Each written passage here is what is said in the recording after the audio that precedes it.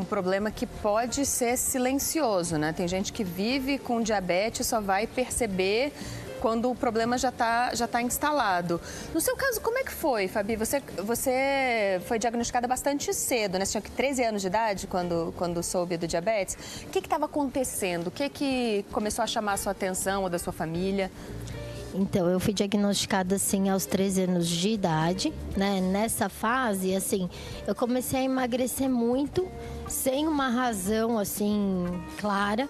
Na verdade, comendo muito e emagrecendo, o que era aí uma contradição.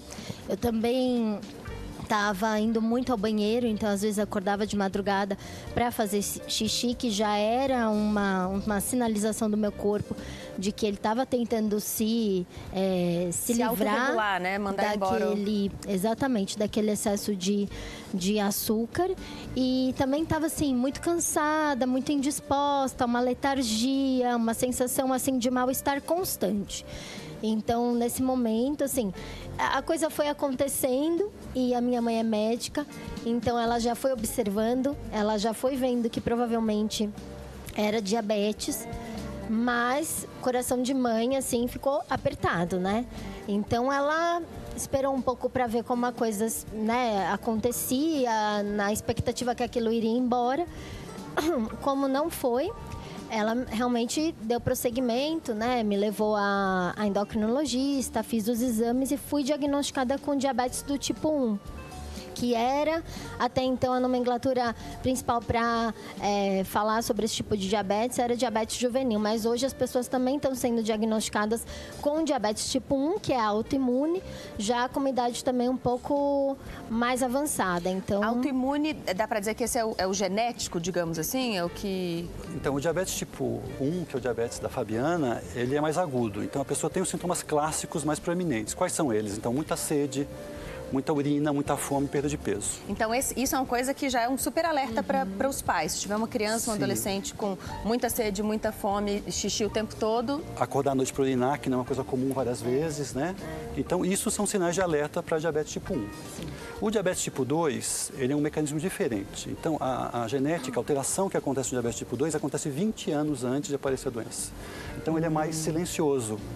Então, esse diagnostica mais por exame de sangue. E é mais em adultos, no caso? Acontece, hoje em dia, né, com a epidemia da obesidade, a gente está começando a ver em adolescentes também.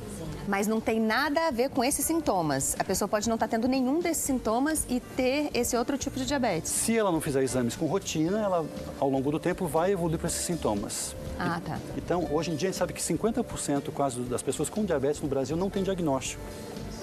É muito. Metade das pessoas que têm diabetes não sabem que têm diabetes? Não sabem. Então, o que a gente precisa fazer é aumentar essa consciência. Procurar seu médico, avaliar, né? Então, se eu tenho um parente com diabetes, eu tenho risco aumentado, se eu não faço atividade física, ganho de peso. Ou seja, né, os males da vida moderna, eles levam a diabetes, aumentam o risco. Pois é, dá para chamar de epidemia, não dá? É uma epidemia, sim. Essa epidemia tem a ver com o modo como a gente está vivendo? Sim, a nossa genética, né? Então, diabetes tipo 2 tem uma relação 30% com genética, não é tão forte. Mas, assim, o estilo de vida, uma noite de sono mal dormida, aumenta a necessidade de insulina no corpo em 30%. Eu falo que é comer um prato de macarrão que você não sabe qual foi o sabor. Então, ao longo de uma vida, você dormindo mal, você comendo mal, comendo rápido, comida processada, vai aumentar muito o seu risco de diabetes. Bom, então, se tem a ver com o estilo de vida, e a gente já vai mostrar os fatores, os alimentos e o que você deve ficar alerta, mas se tem a ver com o estilo de vida, tem a ver com como a gente encara as coisas também, né? O que tem muito a ver com o seu trabalho, com o Divabética, que é justamente a ideia de apoiar meninas. O seu foco são adolescentes. Conta um pouquinho do seu trabalho. Bom, meu trabalho hoje existe em função da minha experiência lá atrás. Então, hoje eu quero ser aquela pessoa que eu não tive na época que eu fui diagnosticada, né? Legal. O Divabética, ele vem de uma visão que eu desenvolvi ao longo do tempo de que a saúde emocional, ela é tão importante quanto os aspectos mais físicos, mais palpáveis dessa condição. A gente já colocou o site aqui para, se você não conhece, tem alguém que é diabético, diabética na família, vale a pena conhecer, porque é justo para dar esse apoio, né?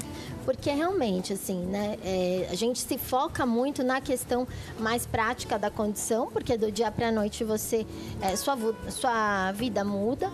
Mas e o sentimento, né? Aquela pessoa que está por trás daquela condição como fica tudo isso? Acho que tem uma questão também do constrangimento, né? Eu já trabalhei com pessoas que tinham diabetes e que tinham, às vezes, receio de falar, de serem enxergadas de forma preconceituosa. Acho que também envolve esses sentimentos de vergonha, constrangimento, de falar sobre a doença. Ainda mais na adolescência, né? Que você já tá limitação, né? A ideia de limitação.